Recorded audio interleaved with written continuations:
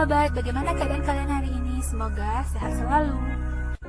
Sebelum kita masuk ke ceritanya, jangan lupa subscribe dan aktifkan loncengnya ya, biar kalian tahu setiap kali aku upload video. Terima kasih. Kali ini kita akan membahas alur cerita sebuah film berjudul The Core. The Core adalah sebuah film fiksi ilmiah Amerika Serikat yang dirilis pada tahun 2003. Dibintangi oleh Aaron Eckhart, Hilary Swank, dan banyak lagi aktor ternama lainnya. Film ini menceritakan tentang sebuah bencana yang disebabkan oleh berhentinya perputaran inti bumi. Bencana terjadi di mana-mana dan sebuah tim harus melakukan pengeboran sampai ke inti bumi dan melakukan serangkaian peledakan nuklir dalam rangka mengembalikan rotasi inti bumi. Apakah mereka akan berhasil? Simak videonya sampai habis ya. Awal film diperlihatkan beberapa orang yang tiba-tiba pingsan, namun ternyata mereka mengalami kematian mendadak. Hal itu mengakibatkan terjadinya kecelakaan di berbagai tempat.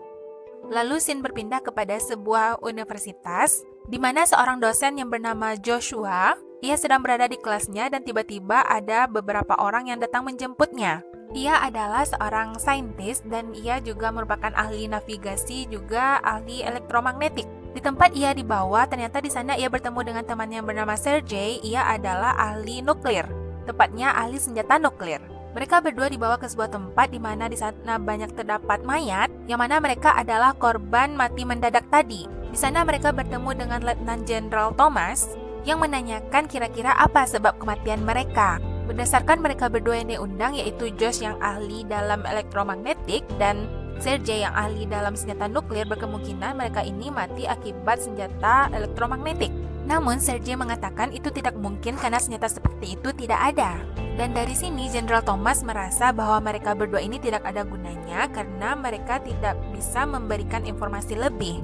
Pada kenyataannya senjata seperti itu tidak ada. Lalu bagaimana mereka semua bisa mati mendadak begitu saja? Scene berikutnya diperlihatkan di sebuah kota London, di mana terjadi kematian mendadak para burung-burung yang sedang terbang, sehingga mereka menghancurkan kaca-kaca yang ada di gedung, juga kendaraan yang lewat, sehingga terjadi banyak kecelakaan di jalanan. Berita pun tersebar kemana-mana, termasuk dilihat oleh Josh beserta para rekan asistennya, dan mereka menganggap itu mungkin adalah hal yang aneh terjadi. Namun di sini tiba-tiba Josh menyadari bahwa ada yang aneh dari kejadian ini, yang mana para burung itu sebenarnya terbang menggunakan sinyal elektromagnetik yang ada di bumi. Josh pun menyuruh rekan-rekan asistennya untuk melakukan pencarian besar-besaran, mengumpulkan semua data-data kecelakaan, baik itu hewan dan lain-lain, juga bencana alam lainnya termasuk kejadian pesawat jatuh. Pokoknya semua yang berhubungan dengan elektromagnetik. Di sini Josh berharap pikiran dan dugaan buruknya tidak terjadi, berarti ada sesuatu yang aneh di bumi kita. Scene beralih kepada pesawat ulang-alik yang berada di luar angkasa yang ingin melakukan penerbangan kembali ke bumi. Dan ini adalah Rebecca yang biasa dipanggil Becky beserta Kapten Bob. Dan ibu ini bernama Stick, ia adalah komandan dalam kontrol NASA.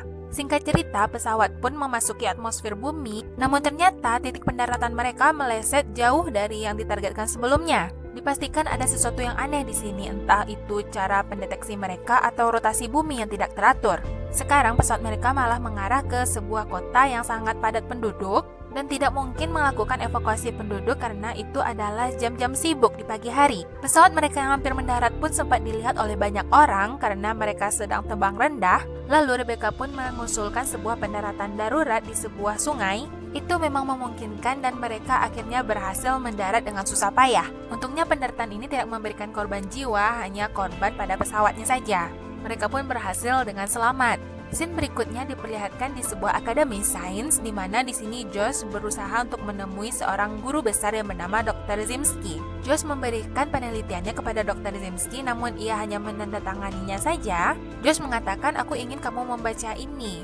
Dr. Zimski mengatakan bahwa ia sangat sibuk, tapi Josh berusaha untuk membujuknya dan ia menanyakan ini tentang apa. Josh pun menjawab ini adalah tentang akhir dari dunia.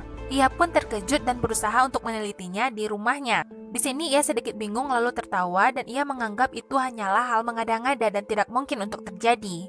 Josh pun menimpalnya, "Jika kamu tidak percaya tidak apa-apa, tunggu saja jika terjadi nanti bencana-bencana berikutnya." Pada malam harinya keanehan lain terdapat di langit yang mana terlihat seperti aurora yang sebenarnya aurora ini tidak terjadi di kota-kota di bagian tengah bumi. Sementara itu Josh dan Sergey yang sedang minum-minum Lalu ternyata Josh dijemput oleh 2 orang menuju sebuah pertemuan. Di sana para petinggi sedang melakukan rapat penting, termasuk di dalamnya terdapat Dr. Zimski. Di sini Josh diminta untuk menjelaskan semuanya. Josh pun mengatakan bahwa bumi kita akan mati. Josh mengatakan bahwa keadaan elektromagnetik yang ada di bumi sedang terganggu, dan di sini ia menjelaskan beberapa hal kepada para petinggi yang berada di dalam rapat ini. Di sini Josh menerangkan secara singkat bagian-bagian bumi, mulai dari bagian luar kerak bumi hingga inti bumi. Yang mana sebenarnya di sini masalahnya adalah inti bumi yang berhenti berputar. Jika inti bumi berputar, maka terjadi ketidakseimbangan elektromagnetik di bumi. Karena itulah terjadi banyak kecelakaan seperti orang yang tiba-tiba mati mendadak, kecelakaan pesawat di mana-mana, juga banyaknya burung-burung yang mati akibat kehilangan arah navigasi elektromagnetik. Dan jika lapisan atmosfer yang melindungi bumi juga hancur, maka bumi akan mudah hangus oleh cahaya matahari, di mana nanti akan terjadi badai matahari, juga sembaran petir di mana-mana, dan dalam waktu 3 bulan maka bumi akan hangus dan kembali ke zaman batu. Jenderal Thomas pun mengatakan bagaimana caranya untuk menggerakkan kembali inti bumi. Di sini Josh mengatakan tidak mungkin inti bumi bisa digerakkan karena kita tidak bisa menuju inti bumi.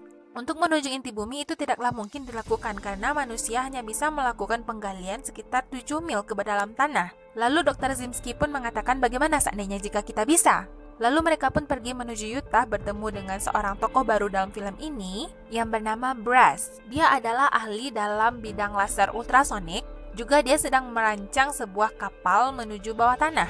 Dia merupakan teman lamanya Zimski dan mereka memiliki hubungan yang agak renggang. Di sini ia mendemonstrasikan bagaimana sinar laser ultrasoniknya bisa menembus bukit yang terbuat dari batu.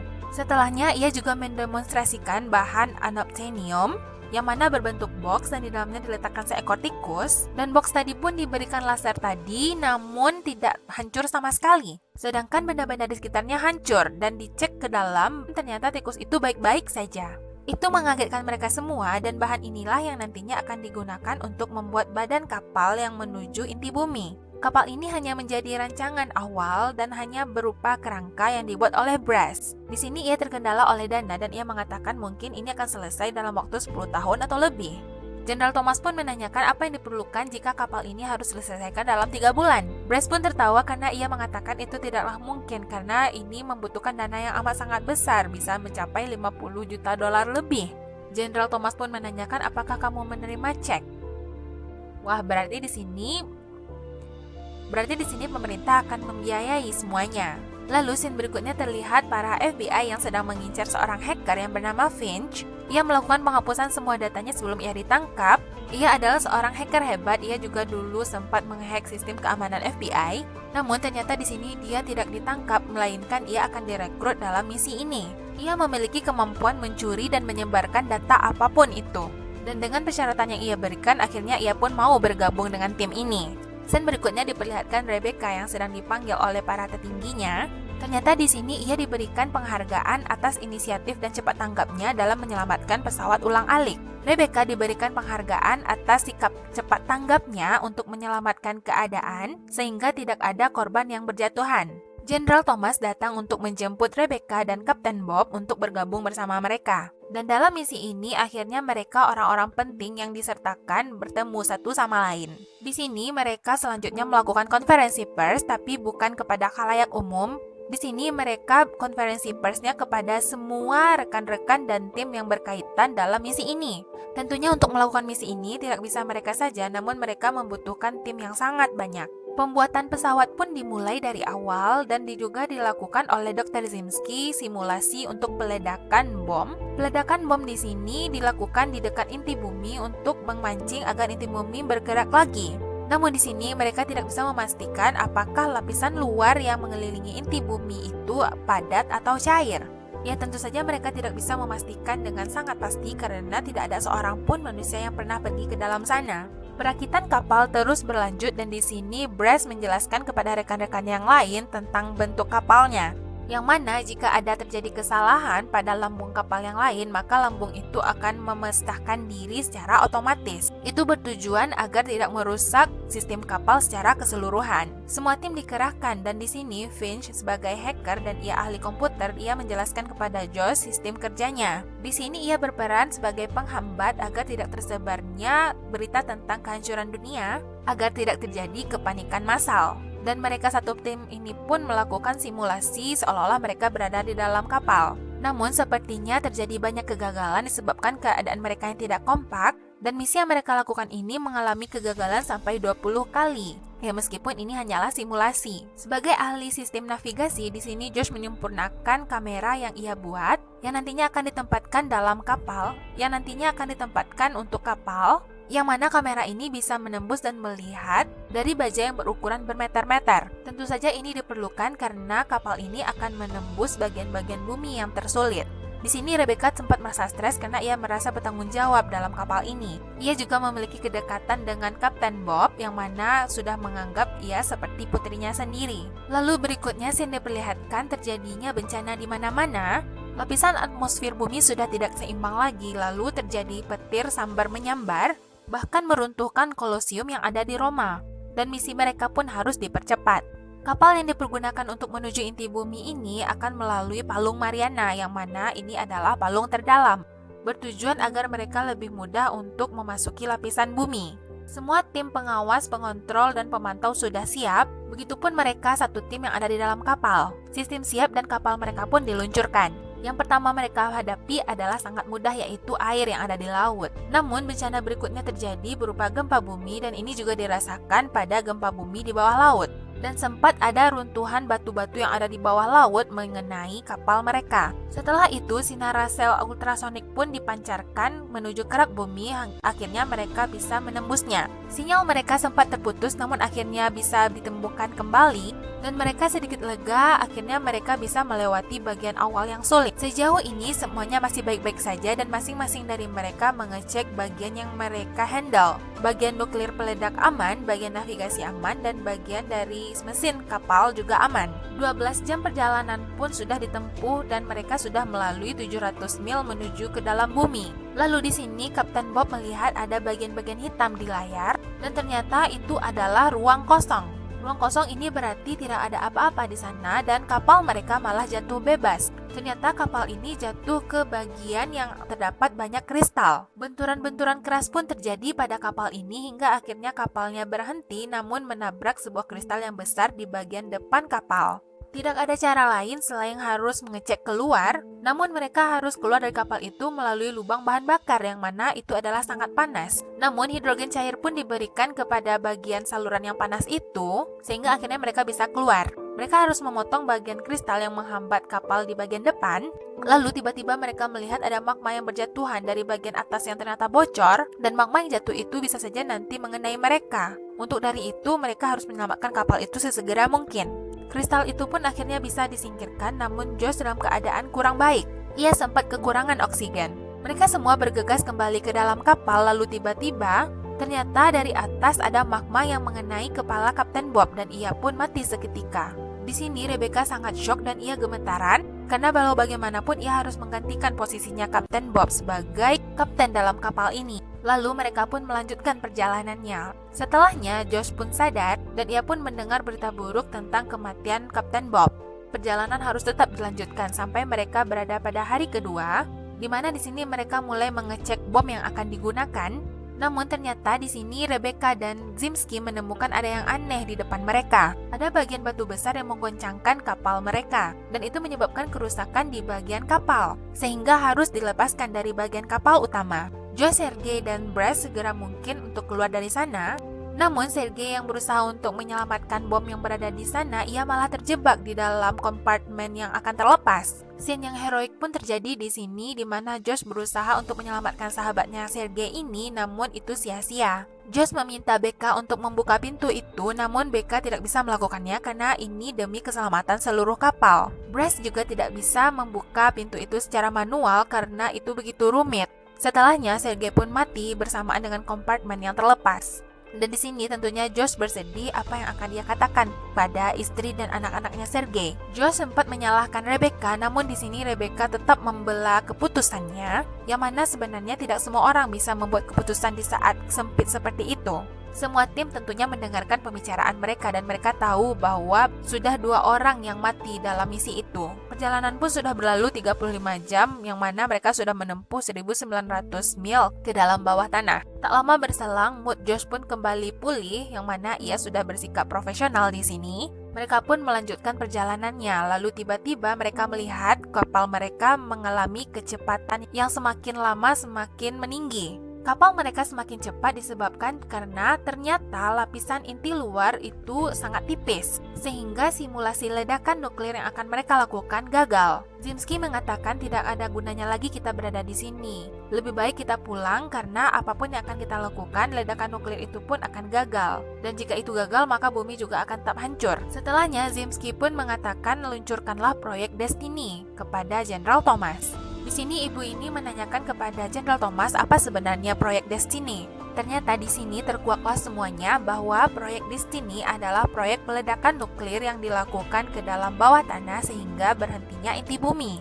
Inti bumi berhenti bergerak diakibatkan oleh proyek Destiny ini sebelumnya. Jenderal Thomas pun menyuruh mereka untuk kembali pulang dan mereka yang berada di dalam kapal ini merasakan bahwa yang mereka lakukan seolah-olah sia-sia. Dan mereka pun memutuskan untuk melanjutkan melakukan peledakan. Semuanya setuju kecuali Dr. Zimski dan di sini terjadi perdebatan di antara mereka dan Dr. Zimski yang terus-menerus ngoceh akhirnya ia dihajar oleh Brass. Lalu berikutnya scene di mana di ruang kontrol NASA Finch melihat kejadian aneh yang lain. Terjadi kebolongan di bagian lapisan atmosfer bumi yang makin lama makin melebar dan di sini sinar matahari masuk secara langsung dan terlihat sinar matahari itu bahkan mendidihkan air yang ada di dalam laut. Lubang itu pun semakin meluas dan cahaya matahari masuk makin lebar hingga mengenai sebuah jembatan yang terbuat dari besi baja.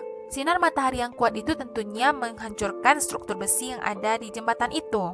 Sehingga terjadilah kecelakaan besar di mana jembatan itu runtuh dan mengorbankan banyak jiwa. Tidak hanya itu, kejadian kecelakaan yang lainnya juga terjadi di belahan dunia yang lain. Dan proyek Destiny yang terkesan disembunyikan ini membuat Finch merasa curiga. Dalam hal ini, Destiny yang sempat dulu ditembakkan kepada inti bumi dan membuat inti bumi berhenti berputar, kali ini akan ditembakkan sekali lagi dan berharap inti bumi bisa kembali berputar. Namun sepertinya proyek Destiny ini terdengar tidak bagus, dan Finch menanyakan kepada Josh apa yang bisa ia lakukan. Josh pun menjawab, kami membutuhkan waktu lebih, tolong perlambat laju Destiny. Proyek Destiny berada di Alaska, dan di sini Finch berusaha untuk memperlambatnya. Sementara itu di dalam kapal, Zimski yang mencoba untuk melakukan simulasi peledakan kembali, namun tetap gagal. Namun akhirnya ia terpikirkan ide lain. Daripada meledakkan satu nuklir saja, lebih baik meledakkan nuklir yang kecil-kecil, namun akhirnya bisa membuat riak yang membuat aliran inti bumi kembali berputar. Dan skenario uji coba itu pun akhirnya berhasil. Sementara itu, Finch yang berusaha mati-matian untuk menembus sistem keamanan Destiny, dari tadi ia selalu gagal untuk menembusnya. Dan perjalanan kapal pun terus berlanjut sampai sudah mencapai kedalaman 2.600 mili ke bawah. Dan di sini mereka mendapatkan masalah yang lain, yang mana mereka akan meledakkan bom itu satu di dalam satu kompartemen. Yang mana maksudnya di sini adalah satu bom akan diletakkan dalam satu lumbung kapal. Tetapi lumbung kapal itu tidak akan putus dengan sendirinya jika tidak terjadi kerusakan, dan pemutusnya harus dilakukan secara manual. Di sini mereka bertiga akhirnya cabut lot yang mana yang akan pergi keluar, yang mana itu berarti salah satu dari mereka akan mati. Dari lot itu akhirnya terpilih Brass untuk pergi keluar, namun ternyata ia mencuranginya. Ia sengaja membuat dirinya yang terpilih untuk pergi keluar. Ia bersikeras bahwa kapal ini adalah kapalnya, ia yang mendesainnya, dan ia akan mengorbankan dirinya untuk misi ini. Brass pun mengucapkan salam perpisahan kepada Rebecca dan Josh, dan yang terakhir ia mengucapkan salam perpisahan pada Zimski. Terlihat di sini baru saja ia keluar dari pintu itu, hawa panas sudah menerpanya. Bahkan kapak besi yang ia pegang pun terlihat membara. Tidak hanya itu, lampu yang berada di helmnya pun tiba-tiba mati karena hawa panas. Dan akhirnya Brass pun berhasil membuka kunci pengait agar kompartemen itu bisa terlepas secara manual. Setelahnya mesin kapal kembali dihidupkan dan mereka harus melanjutkan perjalanan. Setelahnya Josh dan Zimski meletakkan satu persatu bom di masing-masing lambung kapal dan mereka bergegas pergi ke lambung kapal yang selanjutnya. Dan terlihat di sini Rebecca melepaskan lambung kapal yang sudah diisi bom. Mereka juga berpacu waktu di mana proyek Destiny yang lain juga akan diledakkan kepada inti bumi. Maka nasib Josh dan timnya akan terancam di dalam sana. Namun ternyata akhirnya Finch berhasil meretas proyek Destiny dan memperlambatnya. Josh dan Zimski pun mengaktifkan bom berikutnya, yaitu bom kedua dan selanjutnya bom ketiga. Namun ternyata ketika mereka memasang bom keempat terjadi kecelakaan sedikit, namun bom itu malah menghimpit kakinya Josh. Sementara mereka harus segera keluar dari tempat itu. Zimski pun disuruh untuk menyelamatkan diri, namun ternyata setelah Rebecca mengendalikan kapal, bom itu malah balik menggiling kakinya Zimski. Dan pada kasus ini, Josh tidak bisa menyelamatkan Zimski sementara ia harus bergegas keluar dari lambung kapal itu. Dan tinggallah Zimski bersama bom yang keempat di dalam lambung tersebut. Sekarang tinggal bom yang kelima dan itu harus dilakukan seorang diri oleh Josh. Dan bom yang terakhir ini ternyata membutuhkan daya yang lebih. Josh pun mematikan kapal dari sistem belakang dan menggunakan daya yang tersisa untuk menambah daya bom yang terakhir. Ia pun segera pergi dan melepaskan lambung yang terakhir. Berarti di sini total ada 5 bom ya. Josh pun akhirnya kembali dan berhasil bertemu Rebecca. Di sini berarti mereka berada pada lambung kapal bagian yang utama, yaitu ruang kendali. Namun mereka tidak memiliki daya sama sekali. Mereka mengecek hitung waktu mundur yang mana sudah terjadi ledakan pertama, dan akibat ledakan pertama itu meningkatkan suhu pada lambung kapal ruang kendali. Dan di sini Josh akhirnya tersadar bahwa mereka sebenarnya masih bisa selamat dengan menggunakan daya panas yang ada di sana, yaitu dari ledakan-ledakan yang terjadi. Selanjutnya ledakan kedua terjadi dan berlanjut dengan ledakan yang ketiga, dan ledakan keempat yang mana terjadi pada ruangan yang di dalamnya terdapat Dr. Zimski. Dan ledakan kelima akhirnya berhasil membuat inti bumi kembali bergerak. Dan para tim yang berada di ruang kontrol NASA bersorak gembira, akhirnya mereka berhasil dalam misi ini. Sementara itu Rebecca dan Josh yang berusaha untuk menyelamatkan hidup mereka, akhirnya mereka bisa menggunakan daya panas yang terjadi akibat ledakan-ledakan bom tersebut dan menghidupkan kapal mereka. Dan daya itu bisa mendorong kapal mereka kembali ke permukaan bumi dengan kecepatan yang lebih cepat, yaitu 2 kali lipat lebih daripada kecepatan mereka menuju inti bumi. Lalu tiba-tiba gempa bumi pun terjadi di mana-mana, yang mana di sini menunjukkan bahwa bumi kembali memperbaiki dirinya sendiri. Sementara terlihat di sini Rebecca dan Josh melakukan perjalanan mereka dengan kecepatan yang sangat tinggi. Mereka masih dipantau oleh tim di NASA sampai 16 jam kemudian. Namun setelahnya sinyal mereka hilang dan terputus kontak dengan kontrol yang ada di NASA. Dan setelah 4 jam kemudian akhirnya mereka berhasil menembus kerak bumi bagian luar, yaitu di bagian dasar laut.